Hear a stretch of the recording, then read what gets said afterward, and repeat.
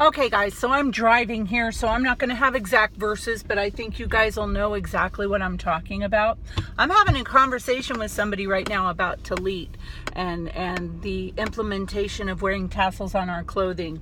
And I just had a really interesting thought come to mind.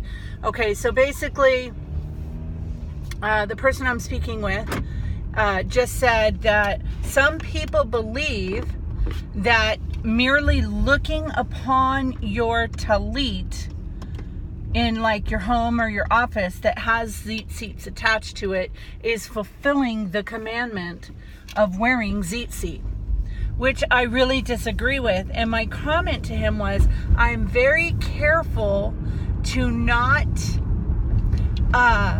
rely on my own understanding when it comes to certain commandments. To me, it makes no sense to me why Yahweh wants us to wear tassels on our clothing, but I really don't care why he wants us to wear tassels on our clothing. The only thing I care about is that he does want us to wear tassels on our clothing. So I am very, very leery of relying on my own understanding with things like that, because that's exactly why a lot of people don't wear tzitzits, is because they don't understand the commandment, so therefore they just don't do it. And we have 2.4 million Christians out there doing the same thing. So, or billion, sorry, my mistake. Doing the same thing. They don't understand the commandments, like the Bible says. I have written for them the things of my Torah, but they were considered a strange thing because they don't understand it. They choose not to do it. And then I'm also very leery about taking somebody else's interpretation for what a commandment means. I am very capable of reading a very simple commandment and implementing that commandment. Wear tassels on my clothes? Great, done. Do I have to wear them like the Jews? No. Where do their traditions of wearing tassels come from? It comes from their rabbinical traditions. It's oral law. This is how you make them. This is how you tie them. This is what color they need to be. Blah, blah, blah, blah, blah, blah, blah, blah, blah. But that goes above and beyond the commandment. And we are told to not add to the commandments or to take away from them. So by putting all of these other rules around that commandment, we're adding to it. By not implementing the commandment, we're taking away from it. You see where I'm going with this?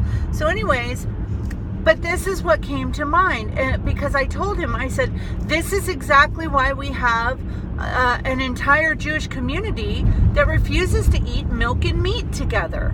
Because of this thing, they were told not to boil a kid in its mother's milk.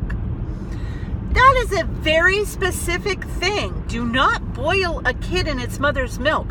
Why do we need to go and look for mystical meaning within that commandment? It says don't boil a kid in its mother's milk. God is not the author of confusion. I'm pretty sure he meant what he said. And as it turns out, he did mean what he said, because now the archaeologists have uncovered Canaanite tablets from the days when the Torah was given, and one of their fertility rites was to boil a kid in its mother's milk.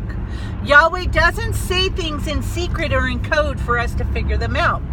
But what came to mind is, in the New Testament, and I believe it's in one of the Timothys, I'm very bad with chapter and verse. I know it's in there. I know you know it's in there, because many Christians will use this commandment against us, saying that they abstain from meats.